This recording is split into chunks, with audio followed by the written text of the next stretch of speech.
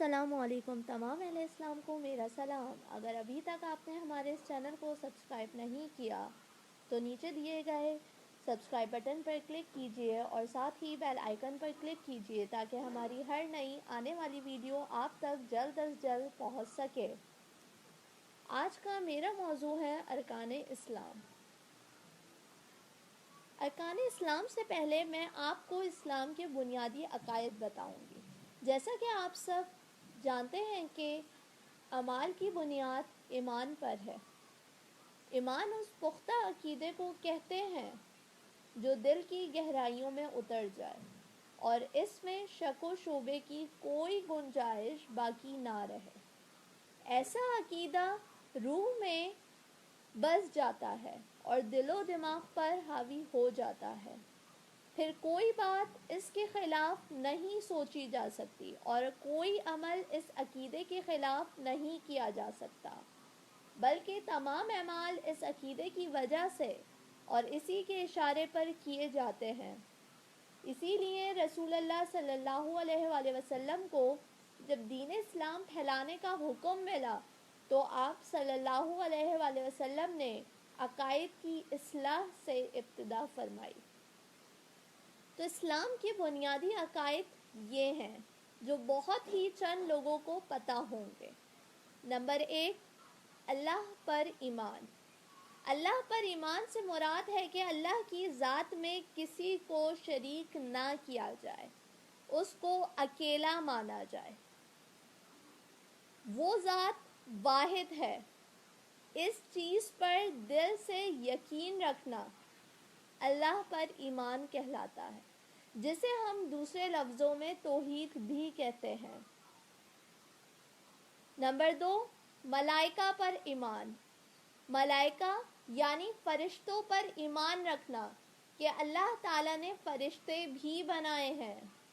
Number 3، آسمانی کتابوں پر ایمان، یعنی اللہ تعالیٰ نے جو 4 آسمانی کتابیں اپنے نبی پر نازل فرمائی ہیں ان پر یقین رکھنا۔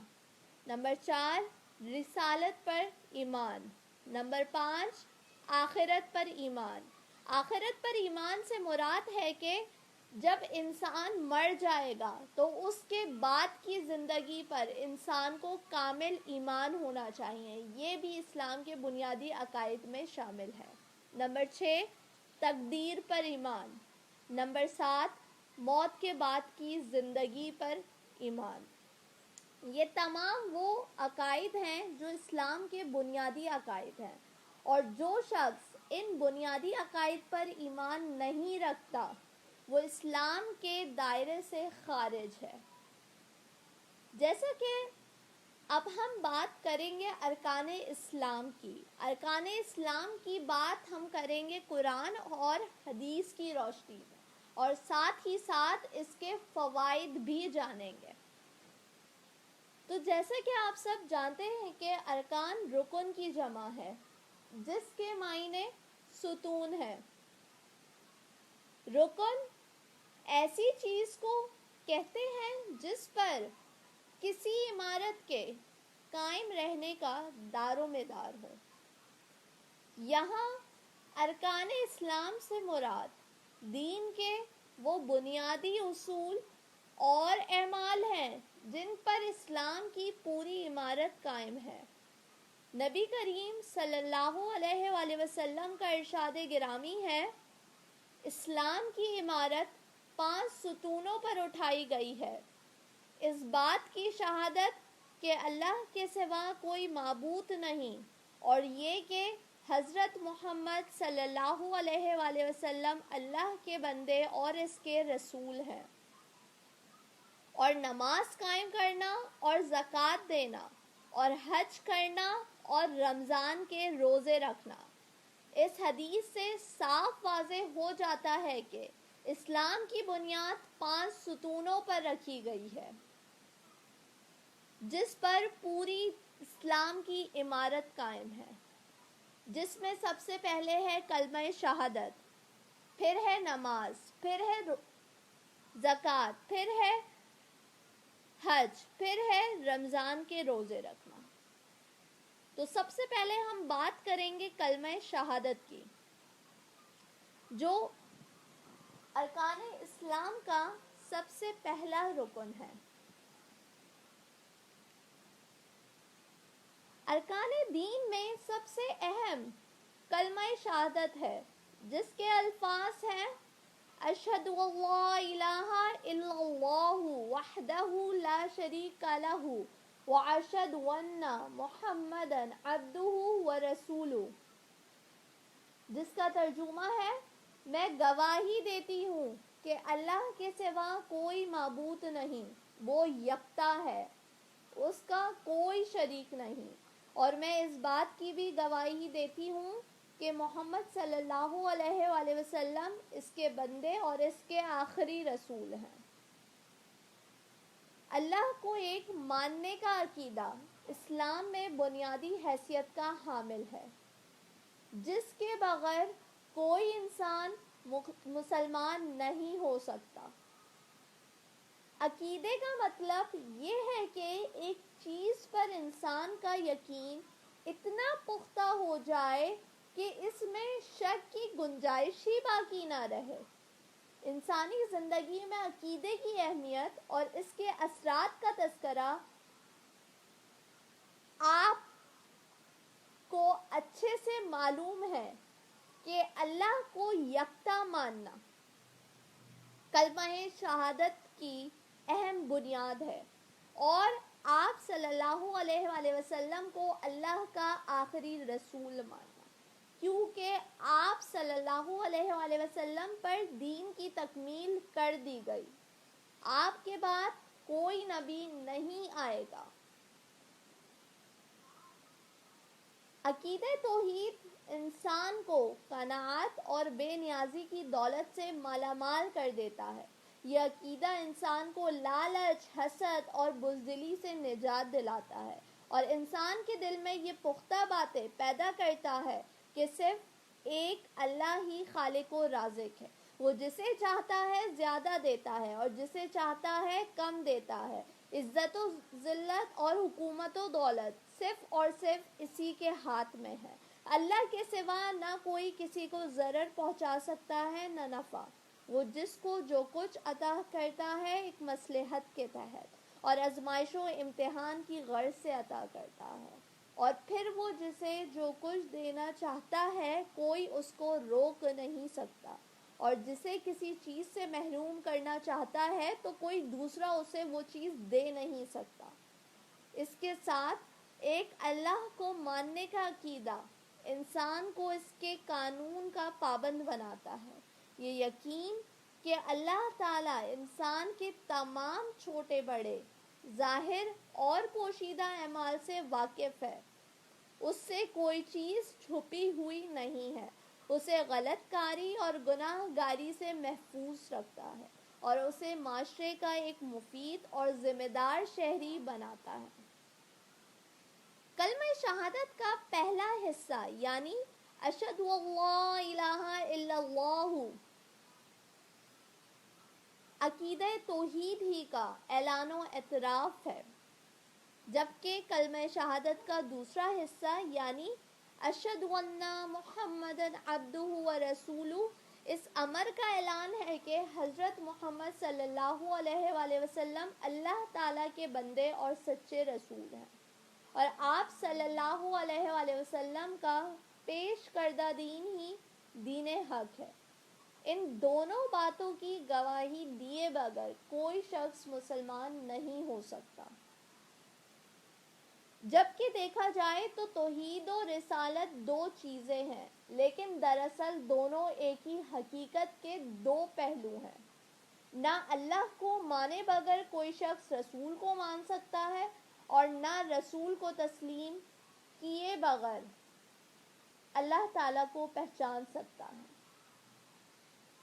چونکہ رسول اللہ صلی اللہ علیہ وآلہ وسلم پر ایمان لانے کے مفہوم میں آپ کی بتائی ہوئی تعلیمات کو تسلیم کرنا شامل ہے، جس کا لازمی تقاضا یہ ہے کہ اللہ اور رسول کی اس طرح اطاعت کی جائے کہ دل کی تمام خواہشات شریعت اسلامی کے تابع ہو جائیں، جیسا کہ نبی کریم صلی اللہ علیہ وآلہ وسلم نے ارشاد فرمایا، تم میں سے کوئی شخص اس وقت تک مومن کامل نہیں ہو سکتا جب تک کہ اس کے دل کی تمام خواہشات میری لائی ہوئی شریعت کے تابع نہ ہو جائیں۔ اسلامی تاریخ کا مطالعہ بتاتا ہے کہ جب مسلمانوں نے اپنے قول و عمل سے توحید و رسالت کی گواہی دی اور اپنے تمام انفرادی اور اجتماعی معاملات میں شریعت اسلامی کی پیروی کا اہتمام کیا تو وہ انسانی عظمت کی بلندیوں پر جا پہنچے۔ لیکن جب یہ گواہی دلی تصدیق اور عملی اطاعت سے محروم ہو کر رہ گئی تو ہماری عزت اور عظمت خاک میں مل گئی۔ جب تک اللہ تعالی کے رسول کی اطاعت نہ کی جائے اس وقت تک اللہ کی اطاعت نہیں ہو سکتی۔ اسی طرح جب تک اللہ کی اطاعت نہ کی جائے تو اس کے رسول کی اطاعت نہیں ہو سکتی۔ تو ہمیں چاہیے کہ ہم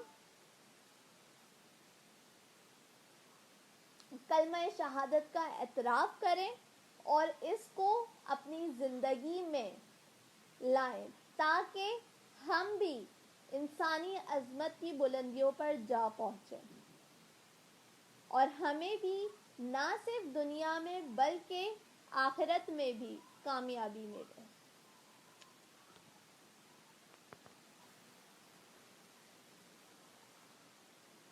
نماز اسلام کا دوسرا رکن ہے۔ اسلام ایک مکمل اور جامع نظام حیات ہے۔ وہ اپنے پیروکاروں کو چند اعتقادات ہی دے دینے پر اکتفا نہیں کرتا بلکہ ان کی پوری زندگی کو ان اعتقادات کے سانچے میں ڈھالنے کے لیے عبادت کا ایک نظام مقرر کرتا ہے جو نماز، زکوٰۃ، روزے اور حج پر مشتمل ہے۔ اس سے پہلے میں بتاتی چلوں کہ نماز ایک عبادت ہے۔ عبادت کا لفظ عبد سے نکلا ہے۔ عبد کے معنی بندے اور غلام کے ہیں، اس لیے عبادت کے معنی بندگی اور غلامی کے ہوئے۔ ہم اللہ کے بندے ہیں۔ اگر ہم اللہ کے ساتھ اسی کے بندے بن کر رہیں اور اسی طرح اس کے ساتھ پیش آئیں جیسا آقا کے ساتھ پیش آنا چاہیے تو یہ بندگی اور عبادت ہے۔ دراصل یہی عبادت کا اصلی مفہوم ہے اور اسلام کا اصل مقصد بندے کو ایسا ہی عبادت گزار بندہ بنانا ہے۔ صرف اسی غرض کے لیے اسلام میں چند ایسی عبادتیں فرض کی گئی ہیں جو انسان کو اس سے بڑی عبادت کے لیے تیار کرتی ہیں، اور ان خاص عبادتوں کو فرض عین کہا گیا ہے اور انہی عبادتوں کو ارکان دین یعنی دین کا ستون کہا گیا ہے۔ اور انہی خاص عبادتوں میں ایک خاص عبادت فریضہ نماز ہے۔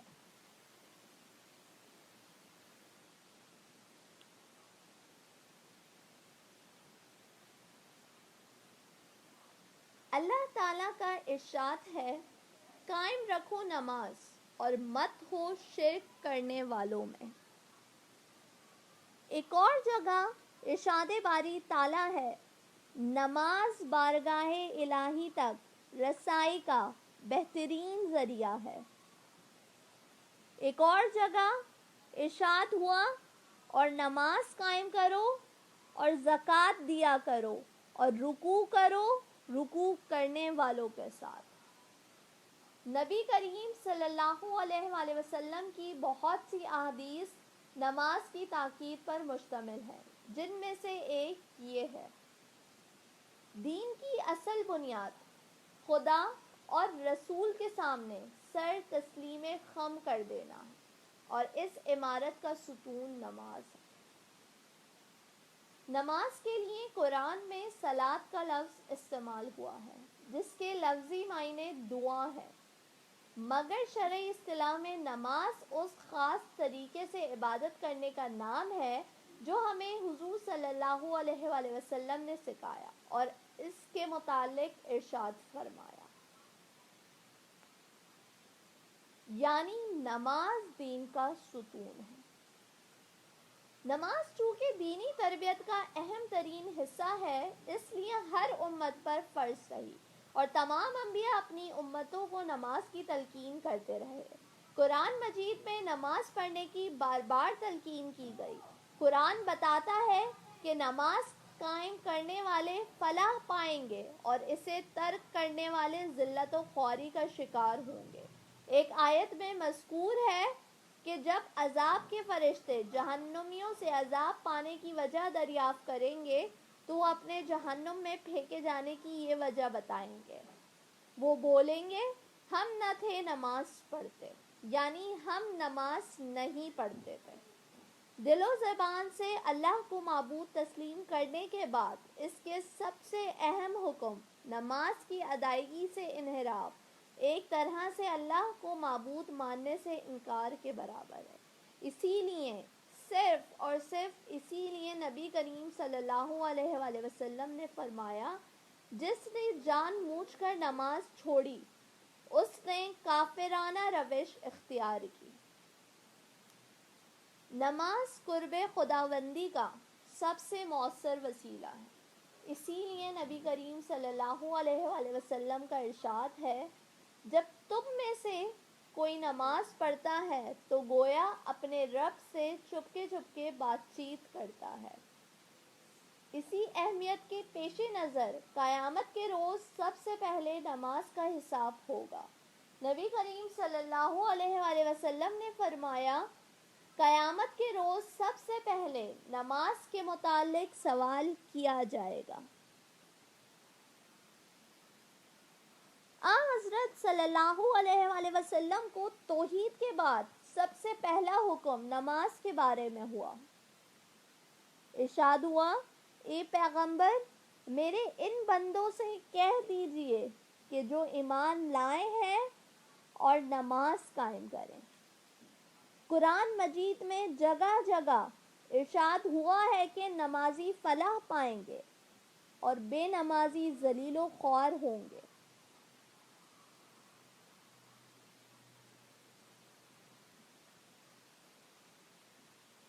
اسی طرح سورہ مدثر میں فرمایا گیا، اے اوڑھ لپیٹ کر لیٹنے والے، اٹھو اور خبردار کرو اور اپنے رب کی بڑائی کا اعلان کرو۔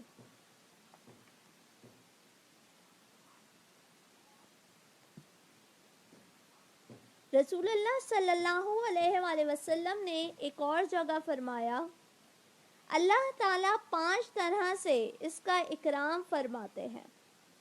یہ کہ نماز پڑھنے والے پر سے رزق کی تنگی ہٹا دی جاتی ہے، نماز پڑھنے والے پر سے عذاب قبر ہٹا دیا جائے گا،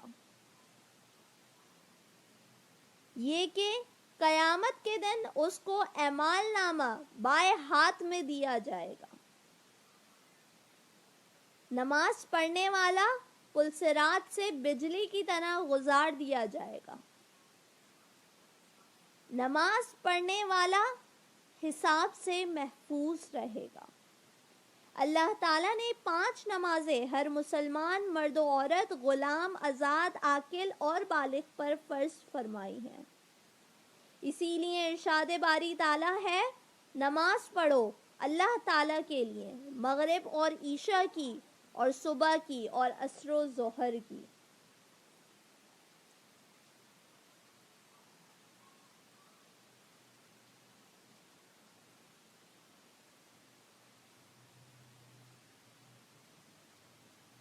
جو شخص نماز نہیں پڑھتے ان کے لیے احادیث میں کافی عبرت ہے، جیسا کہ ارشاد نبوی ہے، جس نے نماز کی حفاظت کی قیامت کے دن وہ نماز اس کے لیے نور و برہان و نجات ہوگی، اور جس نے حفاظت نہ کی اس کے لیے نہ نور ہے، نہ برہان، نہ نجات، اور قیامت کے دن قارون و فرعون و یامان و وابی بن خلف کے ساتھ ہوگا، یعنی سردار منافقین کے ساتھ اٹھایا جائے گا۔ نماز ایک ایسی مقدس عبادت ہے جس کے اثرات فرد کی شخصیت کے ساتھ ساتھ معاشرے پر بھی گہرے پڑتے ہیں۔ خدا تعالیٰ نے خود نماز کی تائید بیان کرتے ہوئے فرمایا، بے شک نماز بے حیائی اور برائی سے روکتی ہے۔ اس سے یہ صاف پتہ چلتا ہے کہ نماز کس حد تک نمازی کی شخصیت پر اثر انداز ہوتی ہے۔ نماز کے فوائد بے شمار ہیں۔ اللہ تعالیٰ کے سامنے بندے کی دن میں 5 بار حاضری اس کے دل میں یہ احساس تازہ رکھتی ہے کہ وہ صرف اور صرف اللہ کا بندہ ہے۔ بندگی کا یہ احساس متواتر نماز پڑھنے سے ایک مسلمان کی فطرت ثانیہ بن جاتا ہے اور اس کو پوری زندگی تعمیل احکام خداوندی کا عملی نمونہ بن جاتی ہے۔ دن میں 5 مرتبہ قرب الہی کا احساس مسلمان کو یہ یقین دلاتا ہے کہ اللہ تعالیٰ ہر وقت اس کے ساتھ ہے، وہ کبھی خود کو تنہا محسوس نہیں کرتا۔ اللہ تعالیٰ کے ساتھ ہونے کا احساس اسے گناہ کے کاموں سے روکتا اور اس کے دل سے ہر قسم کا خوف اور غم دور کرتا ہے۔ نمازوں کے درمیانی وقفے میں بھی نمازوں کے اثرات جاری و ساری رہتے ہیں۔ نماز کے بعد گناہ کا خیال آئے تو بندہ سوچتا ہے کہ ابھی تو اپنے اللہ سے دعا کر کے آیا ہوں کہ گناہوں سے بچا، اور ابھی گناہ کا کام کروں گا تو کچھ دیر بعد اس کے سامنے کیا منہ لے کر جاؤں گا۔ یہ چیز اسے مستقل طور پر گناہ سے روکے رکھتی ہے۔ اللہ تعالیٰ کی عبادت اور اس کی خوشنودی کے حصول کے سلسلے میں 5 بار باہم ملنے والے افراد کے درمیان محبت و یگانگت پیدا ہوتی ہے، جس سے سب کو فائدہ پہنچتا ہے۔ نماز باجماعت اور بطور خاص جمعے اور عیدین کی نمازوں سے مسلمانوں میں اجتماعیت کا شعور پیدا ہوتا ہے۔ جب مسلمان رنگ، نسل، علاقے، طبقے کے امتیازات سے بے نیاز ہو کر شانے سے شانہ ملا کر ایک امام کے پیچھے کھڑے ہوتے ہیں تو اس سے ان کے درمیان فکری وحدت کے ساتھ ساتھ عملی مساوات کا احساس بھی پیدا ہوتا ہے۔ نہ صرف یہ بلکہ اجتماعی شکل میں انجام پانے والے اعمال کی کیفیت انفرادی اعمال کے مقابلے میں زیادہ مؤثر ہوتی ہے۔ اس لیے اجتماعی نماز کا ثواب انفرادی نماز کے مقابلے میں 27 گنا ہوتا ہے۔ نمازیوں کو مسجد میں آتے جاتے دیکھ کر بے نمازوں کو بھی ترغیب و تحریک ہوتی ہے اور وہ بھی نماز کی طرف متوجہ ہونے لگ جاتے ہیں۔ نماز میں امام کا اتباع اور اس کی پیروی اجتماعی نظم و ضبط کا شعور پیدا کرتی ہے۔ نبی کریم صلی اللہ علیہ وآلہ وسلم نے تو نماز بجماعت کے لیے مسجد میں نہ پہنچنے والے افراد کے لیے فرمایا تھا کہ جو لوگ نماز کے لیے مسجد میں نہیں آتے، اگر مجھے ان کے بیوی بچوں کا خیال نہ ہوتا تو میں ان کے گھروں میں آگ لگوا دیتا۔ نماز کی ادائیگی کے متذکرہ بالا فوائد و ثمرات ہیں، لیکن وہ فوائد آج ہمیں کیوں نہیں حاصل ہوتے؟ ذرا غور فرمائیے، ہم میں سے کتنے افراد ہیں جو نماز باقاعدگی سے پڑھتے ہیں، اس کے الفاظ و کلمات کے معنی و مفہوم سے آشنا ہیں؟ کتنے لوگ نماز میں حضوری قلب سے بہرہ مند ہیں اور نماز کے اہم ترین مقصد سے بخوبی آگاہ ہیں کہ ان کی نماز انہیں بدی و بے حیائی سے روکتی ہو؟ جیسا کہ ارشاد باری تعالیٰ ہے، بے شک نماز روکتی ہے بے حیائی اور بری بات سے۔ در حقیقت آج ہماری نمازیں بے مقصد ہیں، ایسے ہی جیسے کوئی پھول ہو بغیر خوشبو کے۔ یا غالب ہو بغیر روح کے۔ تو اس بات پر ذرا غور فرمائیے کہ ان نمازوں کی ضرورت ہمیں ہے، اللہ تعالیٰ کو نہیں ہے۔ تو ہمیں چاہیے کہ ہم اپنی نماز کو پر اثر بنائیں تاکہ اس نماز پڑھنے کا ہمیں اجر ملے، ثواب ملے، نہ صرف دنیا میں بلکہ ساتھ ساتھ آخرت میں بھی۔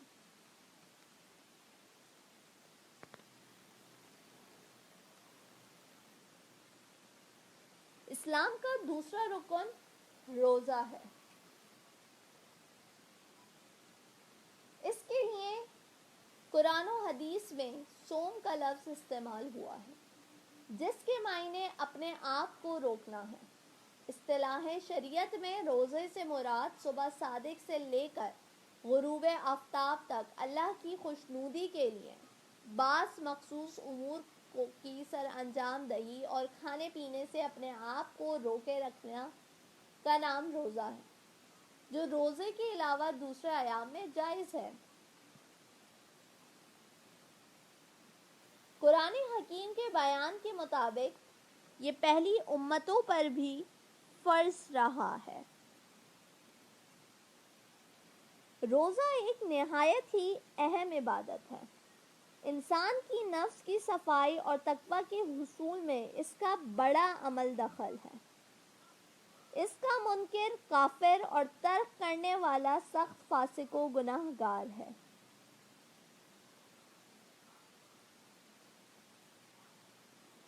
جیسا کہ ارشاد باری تعالیٰ ہے، اے ایمان والو، فرض کیا گیا تم پر روزہ جیسے فرض کیا گیا تھا تم سے اگلوں پر، تاکہ تم پرہیزگار ہو جاؤ۔ اس آیت سے جہاں روزے کا فرض ہونا ثابت ہوتا ہے، وہاں اس کو فرض کرنے کی حکمت بھی معلوم ہوتی ہے، اور وہ ہے صرف اور صرف تقویٰ کا حصول، جس سے مراد پرہیزگاری اور اللہ کا خوف ہے، اور یہ دل کی اس کیفیت کا نام ہے جو انسان کو برائیوں سے روکتی اور نیکیوں کی طرف راغب کرتی ہے۔ انسان کو نیکی کے راستے سے روکنے اور برائی کے راستے پر ڈالنے والی اہم چیز صرف اور صرف خواہش نفس ہے۔ خواہشات اگر اللہ کی ہدایت کے تابع رہیں تو انسان کی انفرادی اور اجتماعی خوبیوں کے فروغ کا سبب بنتی ہے، لیکن جب یہی خواہشات نفسانی ہدایت ربانی کے تابع نہیں رہتی تو انسان کو حیوانی سطح سے بھی گرا دیتی ہیں۔ روزے کا اصل مقصد انسان کی خواہشات کو احکام الہی کے تابع کر کر اسے متقی بنانا ہے۔ جو شخص ہر سال اللہ کی خوشنودی کے خاطر پورا مہینہ اپنی بنیادی خواہشات پر قابو پانے کی مشق کامیابی سے مکمل کر لے تو اسے ضبط نفس کی وہ قوت حاصل ہو جاتی ہے جس سے وہ شیطان کی ہر طرح کی ترغیب کا آسانی سے مقابلہ کر سکتا ہے۔ جب ایک انسان رمضان کے پورے مہینے میں کھانے پینے اور نفسانی خواہشات پر قابو رکھتا ہے، نیز دیگر اخلاقی برائیوں سے اجتناب کرتے ہوئے اپنا اکثر وقت عبادات اور نیک کاموں میں گزارتا ہے، تو اس کی طبیعت میں نیکی کا ذوق پیدا ہو جاتا ہے اور اسے بدی سے نفرت ہو جاتی ہے۔ روزہ خواہشات نفسانی پر قابو پانے کی تربیت کے ساتھ ساتھ انسان کی انانیت یعنی خود پسندی کا بھی مؤثر علاج ہے۔ جب انسان روزے میں بھوک اور پیاس کی شدت کے باوجود کھانے پینے کی اشیاء پاس ہوتے ہوئے بھی کچھ کھا پی نہیں سکتا تو اسے خدا تعالیٰ کے سامنے اپنی بیچارگی کا احساس ہوتا ہے۔ اسے اس چیز کا احساس ہوتا ہے کہ وہ اللہ کے حکم کے بغیر ایک سانس بھی نہیں لے سکتا، اور یہ احساس جب دائمی کیفیت بن جائے تو انسان میں ہر خلاف شریعت عمل سے رک جانے کی صلاحیت پیدا کر دیتا ہے۔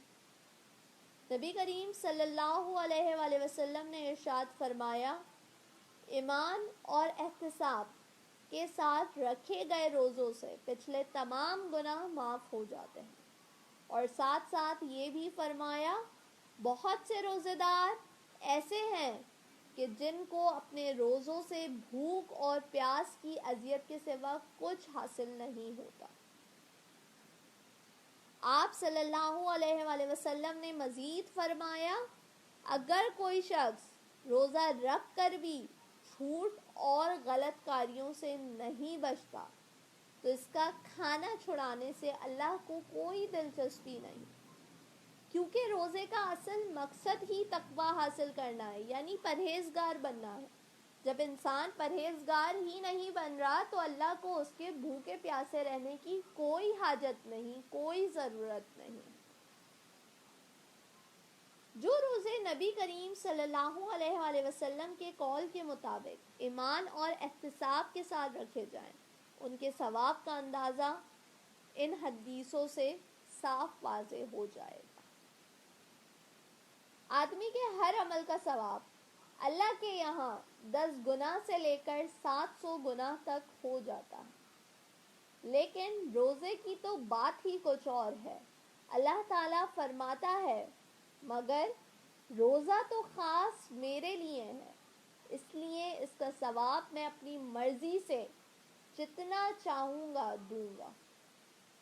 ایک اور جگہ ارشاد ہے، جو شخص اس رمضان میں کسی روزے دار کو افطار کرائے گا وہ اس کے گناہوں کے لیے معافی ہے اور خود کو نار جہنم سے بچا لے گا،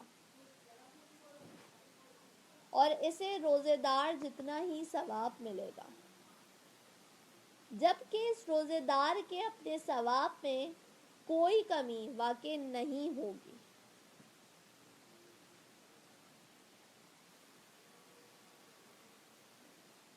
اسی طرح حضرت ابو ہریرہ سے روایت ہے کہ حضور صلی اللہ علیہ وآلہ وسلم نے فرمایا، جو شخص رمضان کا ایک روزہ بھی بلا عذر شرعی چھوڑ دے، مدت العمر روزے اس کی تلافی کے لیے رکھے، تب بھی اس ایک روزے کی کمی پوری نہ ہوگی۔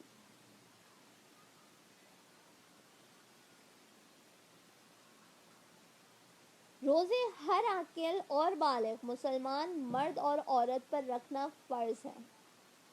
روزہ ان صورتوں میں فرض نہیں۔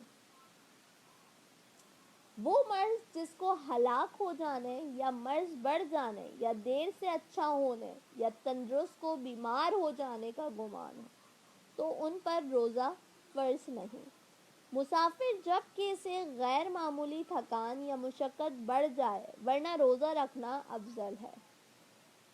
شیخ فانی یعنی ایسا بوڑھا مرد یا عورت جو بڑھاپے اور کمزوری کی وجہ سے روزہ نہ رکھ سکتا ہو تو ہر روزے کے بدلے اس کو ایک مسکین کو پیٹ بھر کر کھانا کھلانا اس پر واجب ہے۔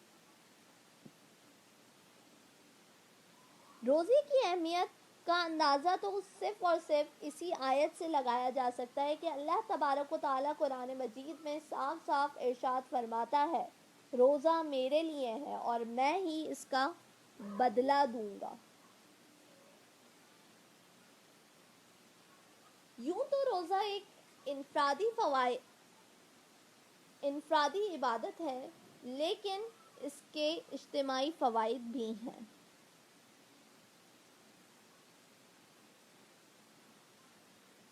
مہینہ بھر بھوکا پیاسا رہ کر انسان کو دوسرے کی بھوک پیاس کا احساس ہوتا ہے اور دل میں ناداروں کے لیے ہمدردی کا جذبہ پیدا ہوتا ہے۔ کم سے کم غذا پر اکتفا کی عادت انسان میں قناعت و ایثار کی صفات پیدا کرتی ہے۔ ایک ہی وقت میں پوری ملت اسلامیہ کا ایک عبادت میں مصروف رہنا باہمی یگانگت کے فروغ کا سبب بنتا ہے۔ اس اعتبار سے نبی کریم صلی اللہ علیہ وآلہ وسلم نے ماہ رمضان کو مواسات اور غمگساری کا مہینہ قرار دیا ہے۔ ایک ماہ تک دن کے بڑے حصے میں معدے کا خالی رہنا صحت جسمانی یعنی نظام ہاضمہ کے لیے بہترین ہے۔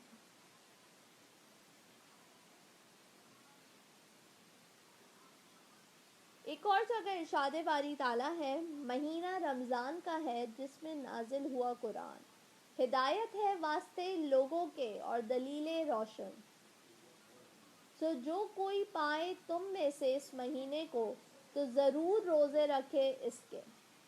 اس سے صاف ظاہر ہوتا ہے کہ قرآن مجید اور رمضان کا آپس میں بڑا گہرا تعلق ہے۔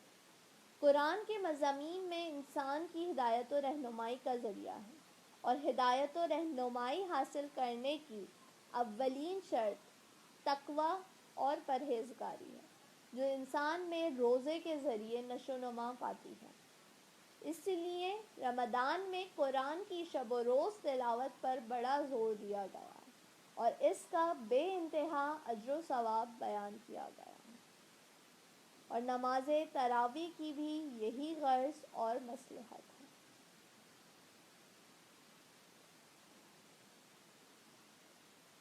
لیکن آج کل کے روزے بے اثر ہو گئے ہیں۔ آج ہمارے روزوں کے وہ فیوز و برکات ظاہر نہیں ہوتے جن کا ہم اوپر تذکرہ کر چکے ہیں۔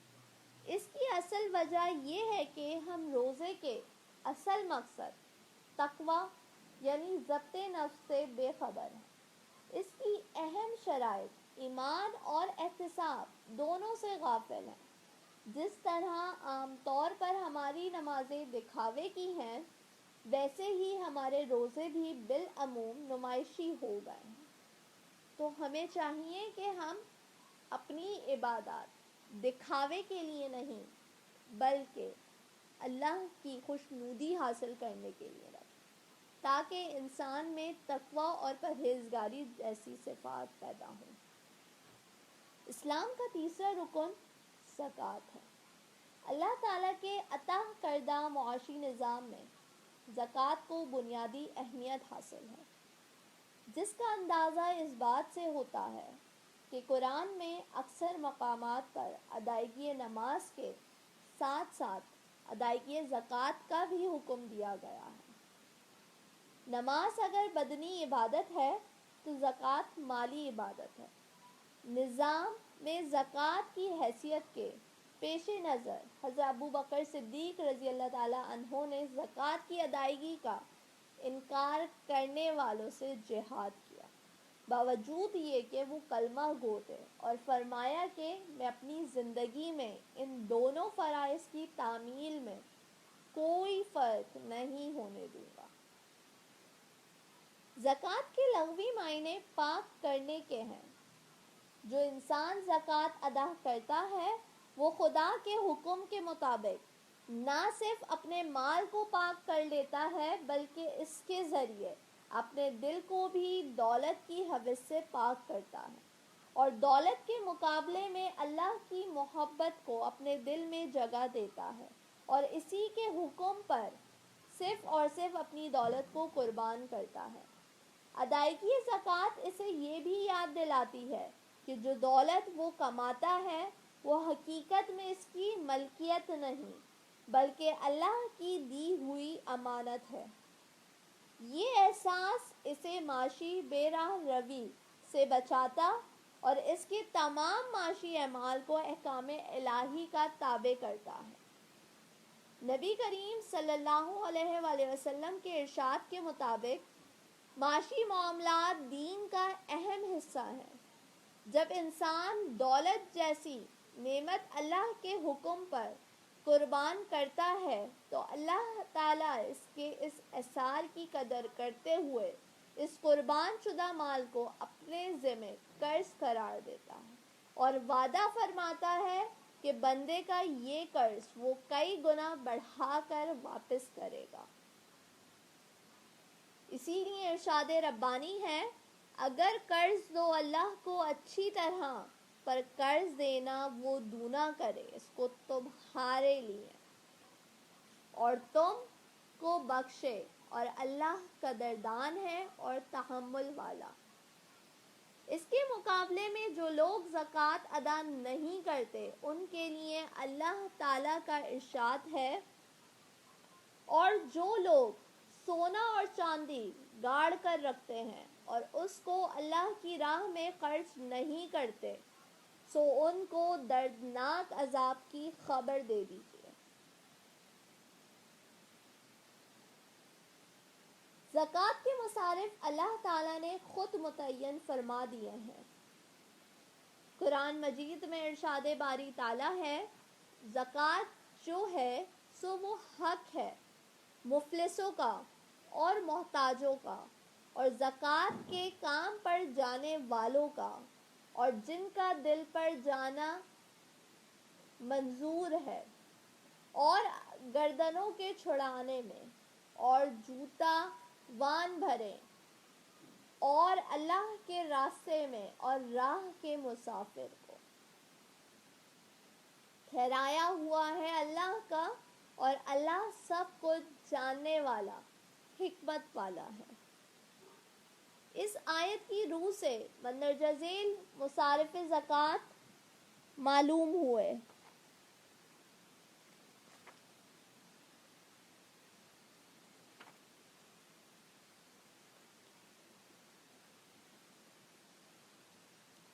نمبر 1، فقراء، جن کے پاس وقتی گزر بسر کے لیے کچھ ہو لیکن وہ ضرورت مند ہو اور مالک نصاب نہ ہو۔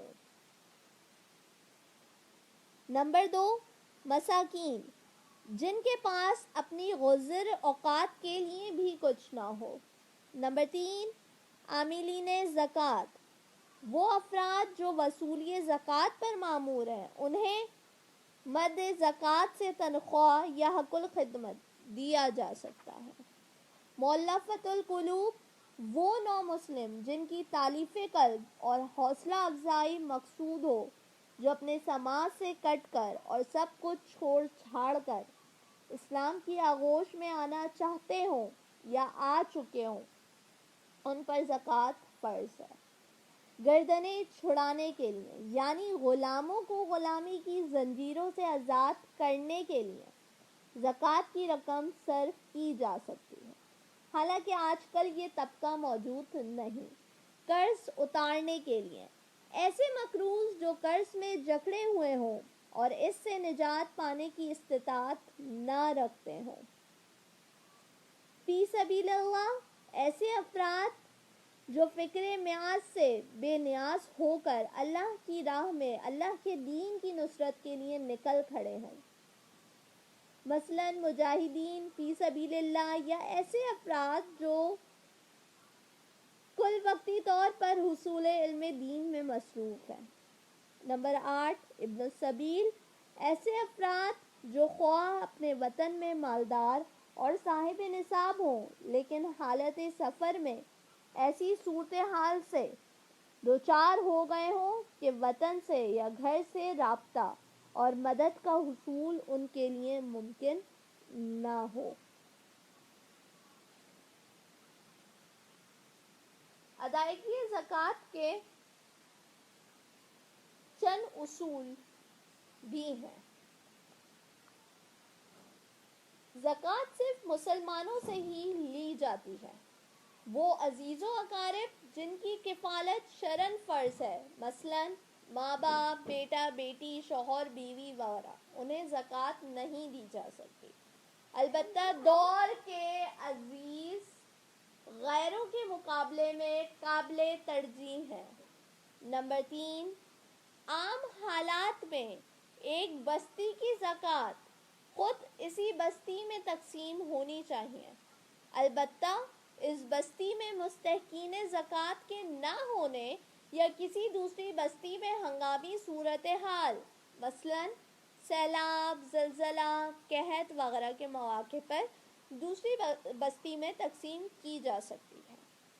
نمبر 4، زکوٰۃ دینے والوں کو چاہیے کہ وہ ممکن حد تک یہ اطمینان کر لیں کہ زکوٰۃ لینے والا اس کا مستحق ہے۔ نمبر 5، زکوٰۃ کی رقم سے ضرورت کی اشیاء خرید کر بھی مستحقین کو دی جا سکتی ہے۔ نمبر 6، مستحق زکوٰۃ کو بتانا ضروری نہیں کہ یہ پیسہ یا یہ مال زکوٰۃ کا ہے۔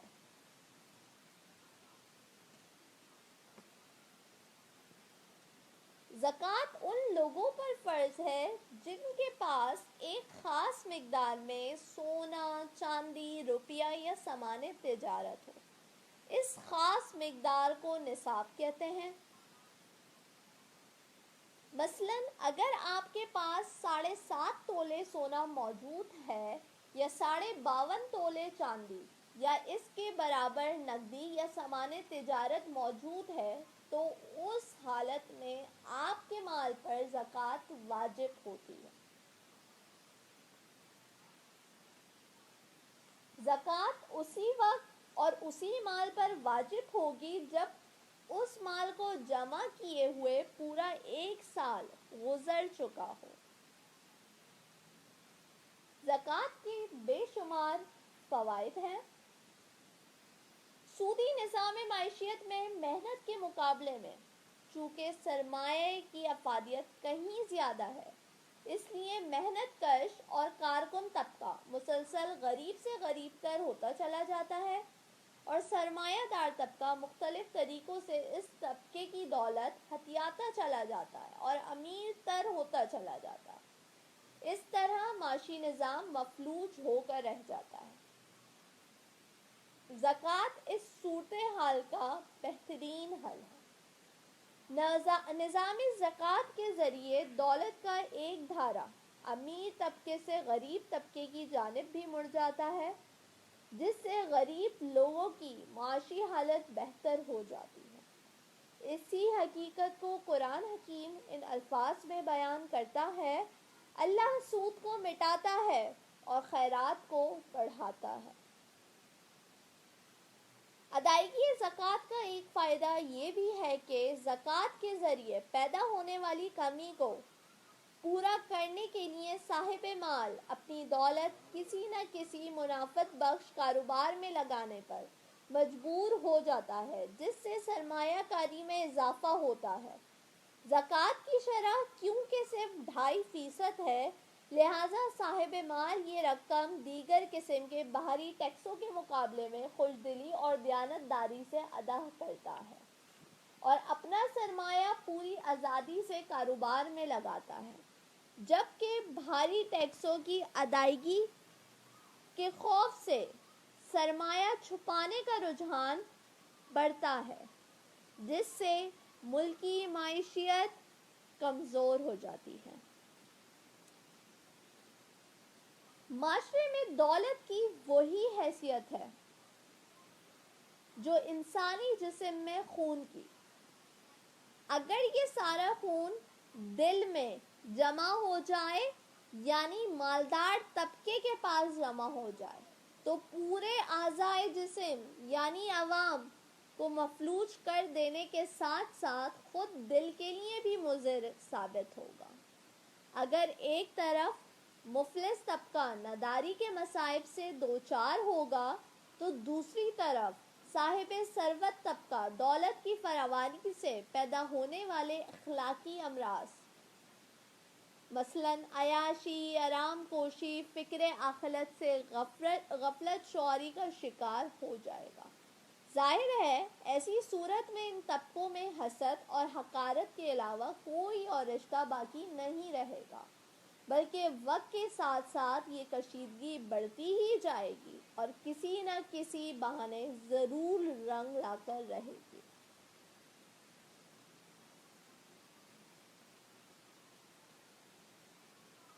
ان تمام انفرادی اور اجتماعی فوائد ہی کے پیش نظر حضرت محمد صلی اللہ علیہ وآلہ وسلم کو مدینہ کی اسلامی ریاست کے قیام کے فوراً بعد ہی یہ ہدایت کی گئی: ترجمہ: ان کے مال میں سے زکوٰۃ وصول کرو کہ اس سے تم ان کو ظاہر میں بھی پاک کرتے ہو اور باطن میں بھی پاکیزہ بناتے ہو۔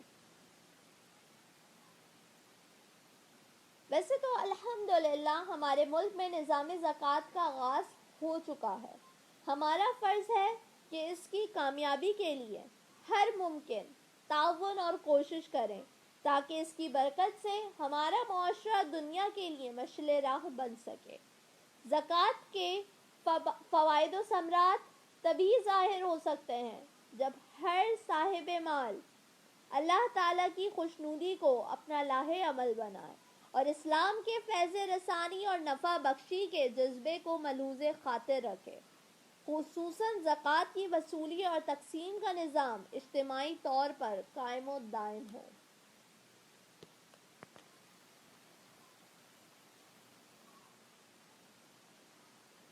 اس کے بعد اسلام کا 5واں رکن ہے حج۔ ارکان اسلام میں حج کی اہمیت کا اندازہ قرآن مجید کی اس آیت سے بخوبی ہوتا ہے، اور اللہ کا حق ہے لوگوں پر حج کرنا، اس گھر کا جو شخص قدرت رکھتا ہو اس کی طرف راہ چلنے کی، اور جو نہ مانے تو پھر اللہ پرواہ نہیں رکھتا جہاں کے لوگوں کی۔ حج کی غرض و غایت چند خاص مقامات کی صرف زیارت ہی نہیں بلکہ اس کی پشت پر اثار، قربانی، محبت اور خلوص کی ایک درخشاں تاریخ موجود ہے۔ یہ حضرت ابراہیم علیہ السلام، حضرت اسماعیل علیہ السلام اور حضرت ہاجرہ جیسی عظیم ہستیوں کے خلوص کی بے مثال داستان ہے۔ اللہ نے 86 سال کی عمر میں حضرت ابراہیم علیہ السلام کو ایک بیٹا دیا۔ اس کا نام اسماعیل علیہ السلام رکھا گیا۔ کچھ عرصے بعد اس اکلوتے بیٹے کو اس کی ماں کے ساتھ ایک غیر آباد اور ویران وادی میں چھوڑ آنے کا حکم دیا گیا، جس پر خود انہوں نے بھی بڑے صبر و حوصلے سے عمل کیا، اور حضرت ہاجرہ نے بھی اس سلسلے میں بڑی عزیمت کا مظاہرہ کیا۔ جب یہ بچہ کچھ بڑا ہوا اور دوڑ دھوپ کے قابل ہو گیا تو اسے قربان کرنے کا حکم دیا گیا۔ اللہ کے اس عظیم بندے ابراہیم علیہ السلام نے اس پر بھی بڑی استقامت سے عمل کیا۔ اللہ تعالیٰ نے جہاں اس قربانی کو شرف قبولیت عطا فرمایا، وہیں حضرت اسماعیل علیہ السلام کو بھی بچا لیا، جنہوں نے تسلیم و رضا کی عظیم الشان مثال پیش فرمائی تھی۔ حج کے متعدد مناسک ہمیں انہی عظیم اور بزرگ ہستیوں کے نقش قدم پر چلنے کی دعوت دیتے ہیں۔ حج ایک جامع عبادت ہے اور اس کا سب سے بڑا فائدہ گناہوں کی بخشش ہے۔ نبی کریم صلی اللہ علیہ وآلہ وسلم نے فرمایا، جو کوئی خالصتاً اللہ کے حکم کی تعمیل میں حج کرتا ہے اور دوران حج فسق و فجور سے باز رہتا ہے، وہ گناہوں سے اس طرح پاک ہو کر لوٹتا ہے گویا ابھی ماں کے پیٹ سے پیدا ہوا ہو۔ اپنے گناہ گار بندوں کو دنیا ہی میں پاک صاف کر دینے کا یہ انتظام اللہ کے فضل و کرم کی دلیل ہے، لہٰذا اس سے فائدہ نہ اٹھانا حد درجے کی ناشکری اور بدبختی ہے ان لوگوں کے لیے جو صاحب حیثیت ہیں۔ حضرت محمد صلی اللہ علیہ وآلہ وسلم کا ارشاد ہے، جس صاحب حیثیت شخص کو نہ کوئی ظاہری ضرورت حج سے روک رہی ہو، نہ کوئی ظالم بادشاہ اس کی راہ میں حائل ہو، اور نہ کوئی روکنے والی بیماری اسے لاحق ہو، اور پھر بھی اس نے حج نہیں کیا، پس چاہے وہ مرے یہودیت پر یا نصرانیت پر۔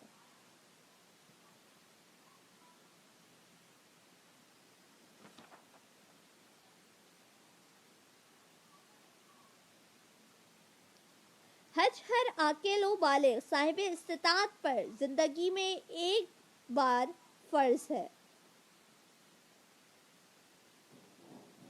جیسا کہ ارشاد باری تعالیٰ ہے، اور لوگوں پر اللہ کا یہ حق ہے کہ ہر وہ شخص بیت اللہ کا حج کرے زیادہ راہ کی طاقت رکھتا ہو، اور جس نے اللہ کی دی ہوئی استطاعت کے باوجود حج نہ کیا، کفر کیا، یعنی اللہ تمام حاجتوں سے بے نیاز ہے۔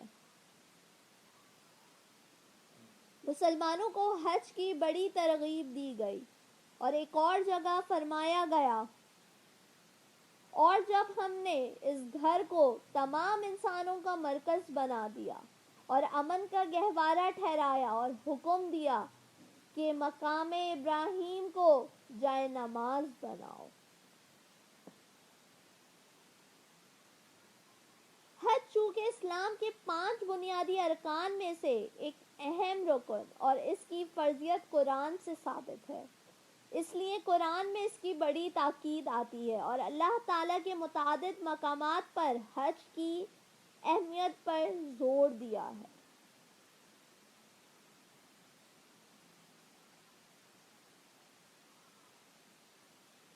حج انسان کو تقوی اور پرہیزگاری کا حکم دیتا ہے، جیسا کہ ارشاد باری تعالیٰ ہے، حج کے زاد راہ میں سب سے بہترین زاد راہ تقوی پرہیزگاری ہے۔ حج سے کسی اور کو فائدہ حاصل نہیں ہوتا بلکہ اپنے لیے ہی جنت خریدتا ہے۔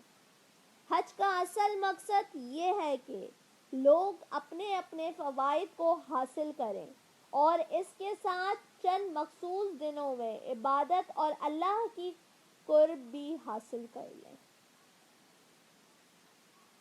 حج ہمیں امن و سلامتی کا درس دیتا ہے۔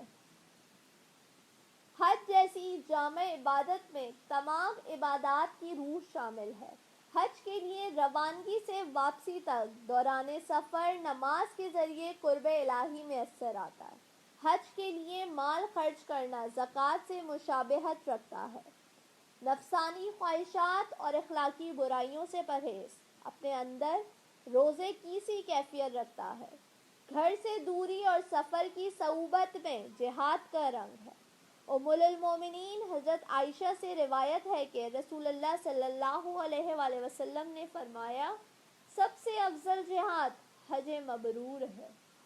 آپ صلی اللہ علیہ وآلہ وسلم کے اسی ارشاد گرامی کے پیش نظر حضرت عمر رضی اللہ تعالیٰ عنہ فرمایا کرتے، حج کا سامان تیار رکھو کہ یہ بھی ایک جہاد ہے۔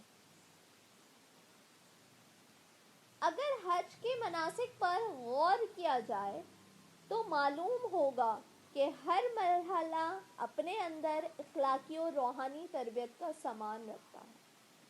جب ایک شخص اپنے عزیز و اقارب کو چھوڑ کر اور دنیاوی دلچسپیوں سے منہ موڑ کر دوران سلی 2 انسلی چادریں لپیٹ کر لبیک اللہم لبیک کی صدائیں بلند کرتے ہوئے بیت اللہ شریف میں حاضر ہوتا ہے تو اس کا یہ سفر ایک طرح سے سفر آخرت کا نمونہ بن جاتا ہے۔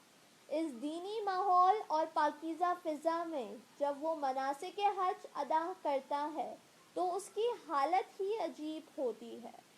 میدان عرفات کے قیام میں اسے وہ بشارت یاد آتی ہے جو اللہ تعالیٰ نے دین اسلام کی صورت میں مسلمانوں پر اپنی نعمت تمام فرمائی ہے۔ اسے حضور صلی اللہ علیہ وآلہ وسلم کے مبارک خطبے کی بے مثال ہدایات یاد آتی ہیں۔ اسے یہ حکم یاد آتا ہے کہ میرے بعد گمراہی سے بچنے کے لیے قرآن اور حدیث کو مضبوطی سے تھامے رہنا۔ قربانی کرتے وقت حضرت ابراہیم علیہ السلام کی بے نظیر قربانی یاد آتی ہے۔ وہ سوچتا ہے اس قربانی کے مقابلے میں میرے نفس کی چھوٹی موٹی خواہشات کی قربانی کی حقیقت ہی کیا ہے؟ میرا تو مرنا جینا بھی خدا ہی کے لیے ہونا چاہیے۔ ایسے میں اس کے قلب و ذہن پر یہ کلمات بے ساختہ جاری ہو جاتے ہیں، بے شک میری نماز اور میری قربانی اور میرا جینا اور مرنا اللہ ہی کے لیے ہے، جو پالنے والا سارے جہانوں کا ہے، کوئی نہیں اس کا شریک، اور یہی مجھ کو حکم ہوا اور میں سب سے پہلے فرما بردار ہوں۔ مقام منی میں وہ اس عزم کے ساتھ اپنے ازلی دشمن شیطان کو کنکریاں مارتا ہے، اب اگر یہ میرے اور میرے اللہ کے درمیان حائل ہونے کی کوشش کرے گا تو اسے پہچاننے میں غلطی نہیں کروں گا۔ جب وہ بیت اللہ کے سامنے پہنچتا ہے تو اس کی روح اس خیال سے وجد میں آ جاتی ہے کہ جس مقدس گھر کی زیارت کے لیے آنکھیں نمناک تھیں، دل مضطرب تھا، وہ آج نظر کے سامنے ہے۔ خدا سے لو لگائے رکھنے کی یہ کیفیت حاجی کے لیے تسکین اور روح کی مسرت کا باعث بنتی ہے۔ طواف کے بعد وہ صفا اور مروہ کے درمیان سعی کرتا ہے تو گویا زبان حال سے کہتا ہے کہ اے اللہ، تیرے قرب سے حاصل ہونے والی اس قوت ایمانی کو میں تیرے دین کی سربلندی کے لیے وقف کر دوں گا اور عمر بھر حضرت محمد صلی اللہ علیہ وآلہ وسلم کے نقش قدم پر چلنے کی کوشش کروں گا۔ دل کی یہی تمنا دعا بن کر اس طرح لبوں تک آتی ہے، اے میرے اللہ، مجھے اپنے نبی کے طریقے پر کاربند رکھ اور اس پر عمل کرتے ہوئے مجھے اپنے پاس بلا لے اور نفسانی لغزشوں سے مجھے محفوظ فرما دے۔ حج کے بے شمار فوائد ہیں۔ حج کا اصل فائدہ یاد الہی ہے، لیکن دیگر ارکان دین کی طرح اس کے بھی متعدد معاشرتی و اخلاقی فوائد ہیں۔ اس موقع پر دنیا کے مختلف علاقوں سے آنے والے افراد فریضہ حج کی ادائیگی کی بدولت گناہوں سے پاک و صاف ہو جاتے ہیں۔ یہ لوگ اپنے ساتھ ایمان اور تقوی کی پاکیزگی کی جو دولت لے کر لوٹتے ہیں، وہ ان کے ماحول کی بھی اصلاح کا سبب بن جاتی ہے۔ حج کا یہ عظیم الشان اجتماع ملت اسلامیہ کی شان و شوکت کا آئینہ دار ہوتا ہے۔